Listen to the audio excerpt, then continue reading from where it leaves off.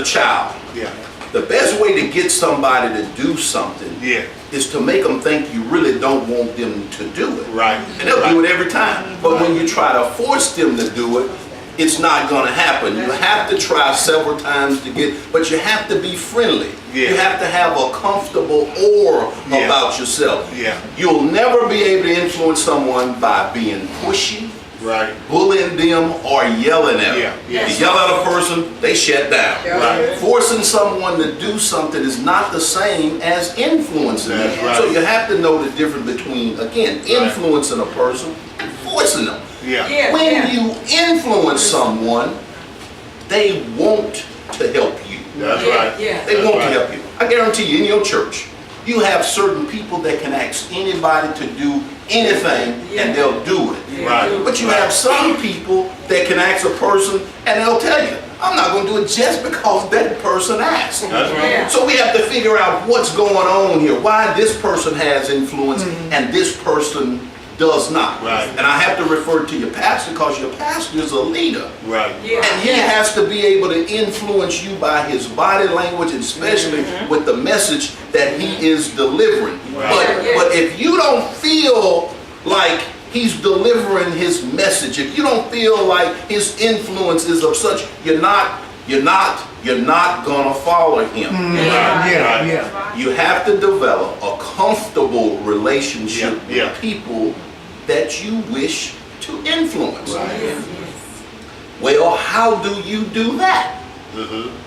In the 3rd chapter of Ecclesiastes, it talks about there is a time for everything. For everything there is a season. And I like to pose questions to make you think.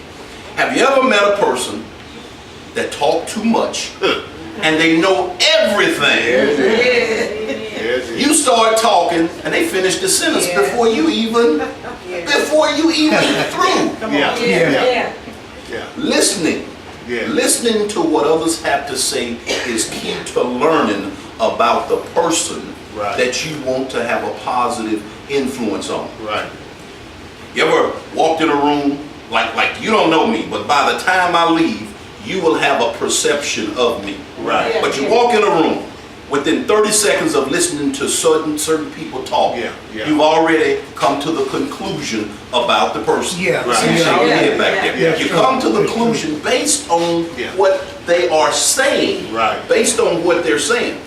And the old saying is, if you let a person talk long enough, if they talk too long, they're going to lie. They're going to start lying. But you'll know everything you need to know about that person within a short time. But you have to listen. And now listening, I say listening is as important as talking, but listening is what we do to learn about people. They will notice that as you focus on paying attention to other people's opinion, is very important. I do a lot of public speaking. And a lot of times when I'm doing public speaking, especially when I'm doing musicals, I always say to the groups that go first, don't do your thing and hit the door. See, because that sends the wrong signal. You know, it's all about you. And it's not all about you. I always say this, you have to walk the walk.